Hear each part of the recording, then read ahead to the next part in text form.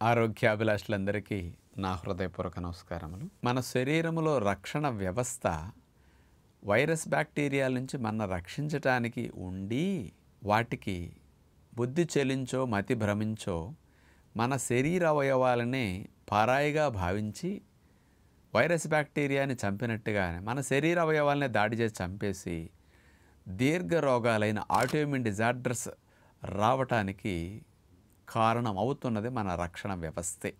రక్షించాల్సిన రక్షణ వ్యవస్థే భక్షించే స్థితికి మారిపోవటానికి మన జీవనశైలి, మన అలవాట్లు, ఆహార నియమాలు ప్రధాన కారణం అవుతున్నాయి. అలాంటి ఆటోఇమ్యూన్ డిజార్డర్స్ ఒకసారి వస్తే జీవితంలో పోవు.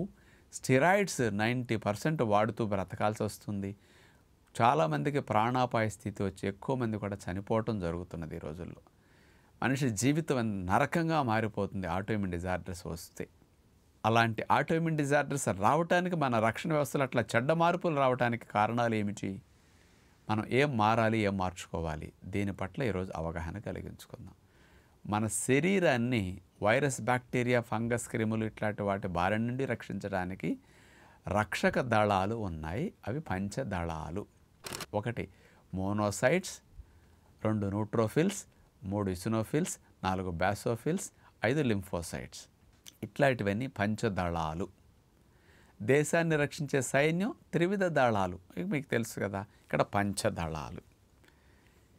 ఈ రక్షణ వ్యవస్థ కణజాలం లోపల డిఎన్ఏ ఉంటుంది కదా. ఆ డిఎన్ఏ కూడా కొంత మ్యూటేషన్ చెందటం వల్ల ఆ డిఎన్ఏ నుంచి ఇక రాంగ్ డైరెక్షన్ వచ్చేస్తుంది అన్నమాట.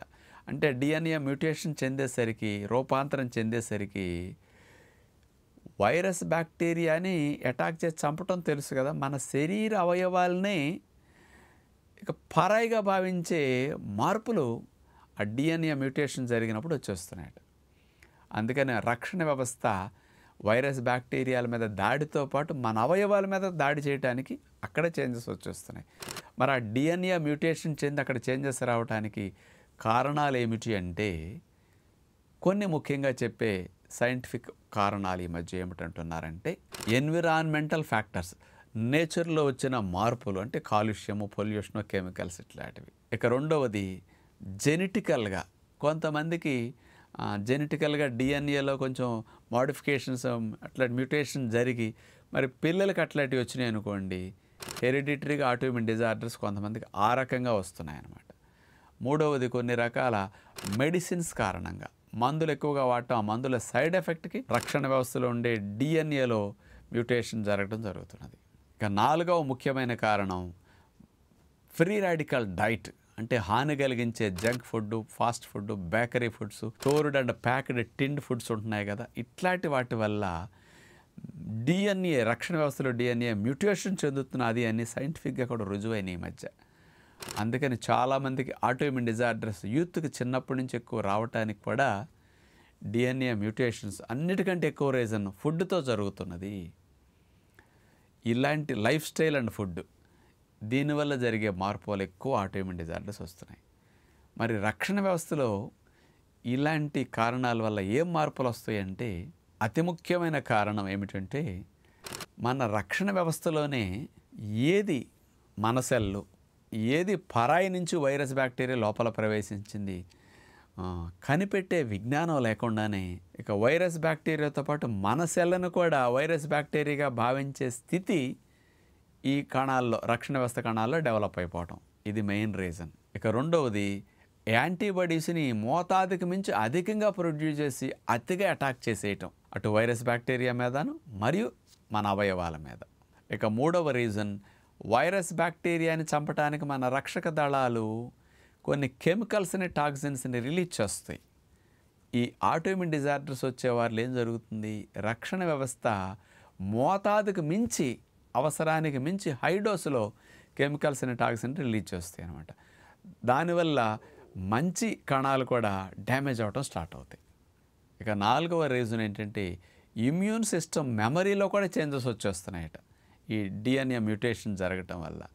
దానివల్ల మెమరీలో వచ్చే చేంజెస్ అనుకోండి, ఏది వైరస్ బ్యాక్టీరియా, దాన్ని ఎలా చంపాం, దానికి ఏ కెమికల్స్ వాడాం, దాన్ని ఎట్లా బాడీలో కంట్రోల్ చేసి ఇదంతా మెమరీలో ఉందనుకోండి, మరోసారి ప్రవేశించినప్పుడు ఇంకా ట్రయల్ అండ్ ఎర్రర్ అక్కర్లా, రెడీగా మెకానిజం ఉంటుంది కాబట్టి డైరెక్ట్ అటాక్ చేసేసి స్ప్రెడ్ అవ్వకుండా కంట్రోల్ చేసేస్తుంది.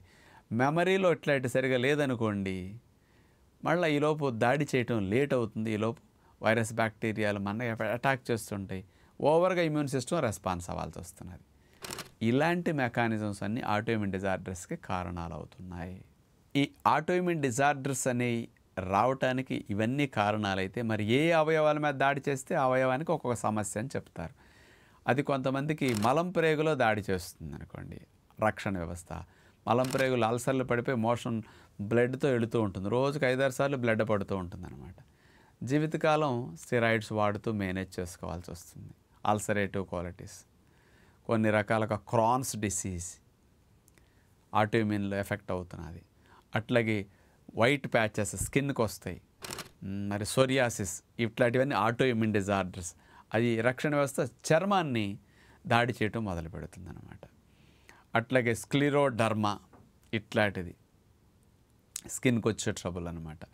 కొంతమందికి ఆటోఇమ్యూన్ డిజార్డర్స్ జాయింట్స్కి వచ్చేస్తుంది, రోమటాయిడ్ ఆర్థరైటిస్.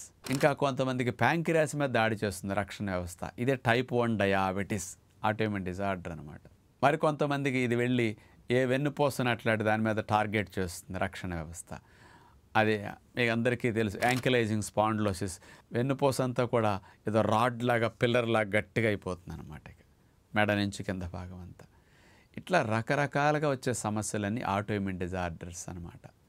మరి ఈ సమస్యలు చాలామందికి చాలా రకాలుగా ఈ రోజుల్లో దగ్గర ఈ సమస్య చూస్తుంటే ప్రతి 100 మందిలో ఈ రోజుల్లో చూస్తుంటే 4-5 కనపడుతున్నారు.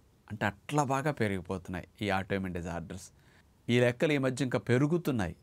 అంటే అంత తీవ్రమైన సమస్యలకి గురవటానికి ఇవన్నీ కారణమవుతున్నాయి. కాబట్టి అలాంటి ఆటోఇమ్యూన్ డిజార్డర్స్కి ది బెస్ట్ వైద్య విధానం న్యాచురోపతి. మీరు ఏ వైద్యానికి వెళ్ళండి ప్రపంచంలో, మీకు ఏజ్తో పాటు జబ్బు పెరుగుతూ తీవ్ర స్థాయికి వెళుతుంది, చాలా ఇబ్బందులు పడుతుంటారు.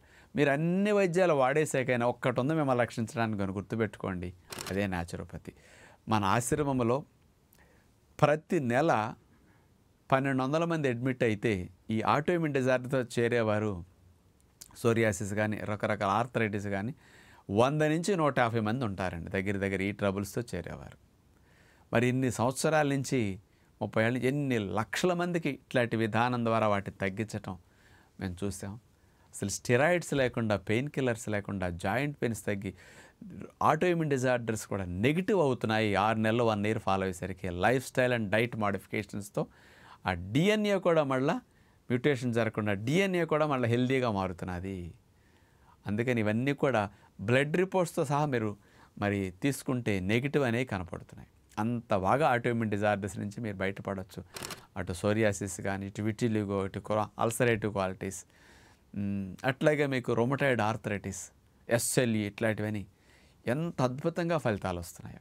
కాబట్టి అలాంటి వారు ఒక నెల 15 రోజులు 2 నెలల పాటు ఆశ్రమంలో అడ్మిట్ అయ్యి లాంగ్ క్యాంప్స్లో ఉంటే మంచిది. మరి ఇటు విజయవాడ, ఇటు దగ్గర ప్రాంతాలు పెద్ద ఇన్స్టిట్యూషన్ కాబట్టి ఇక్కడికి రావచ్చు. నిజామాబాద్, తెలంగాణలో ఉండే నిజామాబాద్ జిల్లాలో అటు కూడా మంచి ప్రకృతి ఆశ్రమం 120 పడకలుంది, సంస్కార ప్రకృతి ఆశ్రమం. ఇప్పుడు వాళ్ళ నెంబర్ కూడా మీకు కనపడుతుంది. అట్లాంటి చోటుకి వెళ్ళండి. రాజమండ్రిలో ఇదే పద్ధతిని అందించే, మన విధానాన్ని అందించే ఆశ్రమం ఇంకోటి ఉంది అక్కడ, లక్ష్మీ గణేశ్వర ప్రకృతి ఆశ్రమం. అక్కడికైనా అటు ప్రాంతం వాళ్ళు వెళ్ళొచ్చు. ఒక 2 నెలల పాటు ఉండి నేర్చుకుని వెళ్ళి, లేకపోతే ఒక 3 నెలలు ఉండైనా బాగా మార్పులు వచ్చాక ఇంటికి వెళ్ళండి. ఇది కంటిన్యూ చేయండి. మెడిసిన్స్ అన్ని స్టెరాయిడ్స్ ఆశ్రమంలో మానేసి మీరు వెళ్ళిపోవచ్చు. 50-60% రిజల్ట్స్ ఇక్కడే వచ్చి మీరు వెళ్ళొచ్చు. మిగతా అది ఇంట్లో కంటిన్యూ చేస్తుంటే వచ్చేస్తుంది. అలాంటి మంచి మార్గం న్యాచురోపతి అని మీ అందరికీ విజ్ఞప్తి చేస్తూ నమస్కారం.